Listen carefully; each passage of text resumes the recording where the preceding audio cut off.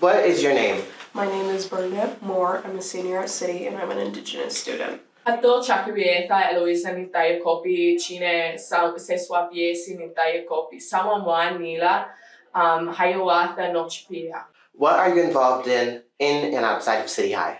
Not a whole ton. I do like guitar stuff and not really a big sports person or theater person, but yeah. So in City High, I'm involved in the band, jazz band, marching band, concert band. I do oboe and saxophone. I'm in mock trial. I don't actually know what our team name is. I was going to say it, but we don't have one. And then outside of City, I'm involved in my tribe's language program, and kind of like in between the two, I do work in the Equity Advisory Committee for ICCSD.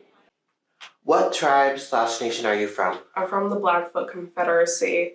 There's 4 separate sub-tribes, if you will, and I'm from the Siksika tribe, or Siksika Nation, which is in Alberta, Canada. So I'm a part of the Shawnee tribe, which is one of 3 bands of the Shawnee tribe, but mine is specifically called the Shawnee tribe. We're originally from the Ohio River Valley, but now our tribal offices are in Miami, Oklahoma, which is in northeast Oklahoma. What does Native American Heritage Month mean to you? It means so much to me. I mean, for one, I see it as a way of looking back at my own ancestors and respecting them for everything they've done for me to get here, as well as looking back at people who I'm not related to, just all the Indigenous people throughout American history that have done so much for this country and also suffered so much for this country. And also I see it as looking at modern day Native Americans and respecting them for basically everything and their culture, their names, etc. So Native American Heritage Month is a good opportunity for us to really get like Native voices into the mainstream. Unfortunately, though, I think this happens with every like affinity heritage month or like ethnic heritage month. It requires a lot of like labor for Native people. So sometimes it's like a really exhausting time of year, but I think it's also a really beautiful opportunity for a lot of people to hear our voices and to get Native issues like mainstream attention. What do you love most about your culture? I love so much. I really like the beading, the jewelry, all that stuff, but I really love the Algonquin language, and my language is the Siksika language, which is very important to me. There's not many Native speakers, and I'm trying to learn it myself, so that's something that's very important to me. What is the correct terminology? American Indian, Native American, Indigenous, or Native? So, I mean, like, I think this goes with everyone, but always ask the person you're talking to. Like, I prefer to be called by my tribe's name or, like, Indigenous, because Native has often been, like, co-opted by people who were just born here. Like, I don't know if you've seen, like, the Ray Gun Iowa Native, like, bumper stickers. Like, those are one of the most infuriating things for me. Because you're not Native, you just were born here, which is a totally different thing. You had to displace people to be living here. So I don't like using Native as much because I think it gets wishy-washy. Native American is fine. American Indian is our legal category, but most people who are especially younger don't like it as much because it's confusing and it's based off like incorrect settler ideas about what Native people are. So Indigenous is good. Native is good depending on the context, and always call people by what they want to be called.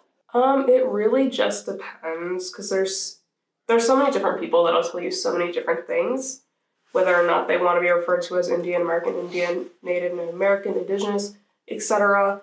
Personally, I like Indigenous or Native American, but really just ask what they like to be referred to, and if you don't know, I would simply stick with the term Indigenous.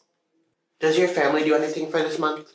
So we do a lot of the events that are a part of like around the area. Like Iowa City has a lot of things going on, especially given Great Plains Action Society, which is a really great local grassroots Indigenous advocacy organization. So last Friday, I went to the Truthsgiving event that they put on. They had like a multi-ethnic Afro-Indigenous band from Oakland come and play called the Audio Pharmacy, and that was a really great thing to just experience. And then I participated in a lot of the Native American Student Association events for the University of Iowa, but I wouldn't say that my family does a lot of things specifically, just because it's hard to organize things with just like the small amount of people. We don't do a whole ton. However, we do celebrate Thanksgiving in our own way as a way to reclaim it from the colonization mindset of how Native Americans got along with the settlers, which they didn't. So yeah, it's sort of a way for us to reclaim it as our own thing. And also, we just respect our ancestors throughout the month. What are some myths or assumptions that people make about Indigenous people? There's so many. One stereotype that bothers me a lot is probably the alcoholism stereotype, which unfortunately a lot of Native Americans are alcoholics on reservations, but it's a very big stereotype amongst my people. And also something I've gotten is that we're good at tracking, which I wouldn't say I am. There's also a lot of other stereotypes, such as gambling and how, like, there's Indian princesses, which all very untrue stereotypes and myths that have been created to harm the community. I think the biggest misunderstanding that a lot of white Americans have about Native people is just that we're people of the past. Indigenous people are here. We're here now.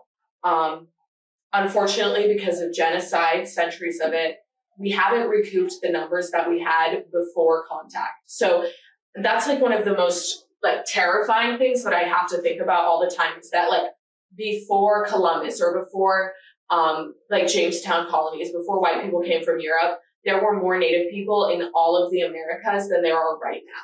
So the genocide that we experienced and still continue to experience to this day was so devastating that when the global populations have soared so much, Native populations in the Americas have not recouped our numbers. But we are still here. We're a growing population. We make up like 2% of Americans now, self-reported. So those numbers are always questionable. But we're growing as a population and we exist in the mainstream and we are still fighting against the genocidal forces that are trying to get rid of us. And believing that we're people of the past only further erases our current existence and the current people that are trying to live their lives right now. Can you tell us about your experience as an Indigenous person at City High? So far, it's been pretty great. I've had a few downfalls with some students and some classes. Unfortunately, I have been referred to with slurs by students. However, other than that, I would say that the environment has been very accepting, and it's just the teachers are very accommodating to my wishes. They're very just understanding. Yeah, so City is better than Southeast, but I would not say that City High has done all that it needs to do to really be a good place for Native students. We live in, like, Iowa is a really bad place to be Native, in my opinion. We have no reservations in the state of Iowa, except for like tiny lands that doesn't really count as a reservation because no one lives there. But we do have the Meskwaki settlement and that's a legally different thing than a reservation. But there's not a lot of Native people, and Native nations do not have a lot of political pull in the state of Iowa. So most people just don't think Native people exist here. And that means that they think they can get away with saying like the most outrageously stereotypical or historically inaccurate things without any repercussion. And I like since middle school, I've been forced to educate my teachers in ways that I really shouldn't be doing at such a young age. But it's also given me a lot of opportunities to learn about advocacy and equity work. So I would say that it kind of sucks. And the school district is working to be better, but the state of Iowa's attempts to make it illegal to do so is really not helping anyone. How does your family and you preserve your tribes culture? So many different ways. I mean, we keep a lot of the regalia throughout our history, our family, And I mean, I have moccasins, I have woven little baskets, I have earrings, and also we burn incense a lot, which is used to essentially cleanse the spirit. And yeah, we do so much, but that's some of the important stuff we do. So a really big thing that my tribe has recently started doing is our language program. My dad is a language teacher, and I'm a part of the language program. I have been since 2019. And I think that language is a really important part of Native culture. I audited this tribal language revitalization course where they talked about how languages are a vehicle for culture, and they're able to really spotlight things that we can't do in English. So my language, the Shawnee language, is a verb-based language, while English is a noun-based language. And also like the concepts of time in Native languages is different because we place priority on different things. That doesn't mean that Native people don't understand time the way that like European speakers do, but the way that our language functions spotlights different parts of time and different parts of our actions, which I think is really important in keeping an Indigenous ontology, a Shawnee ontology, when we live in a Western, white-dominated society.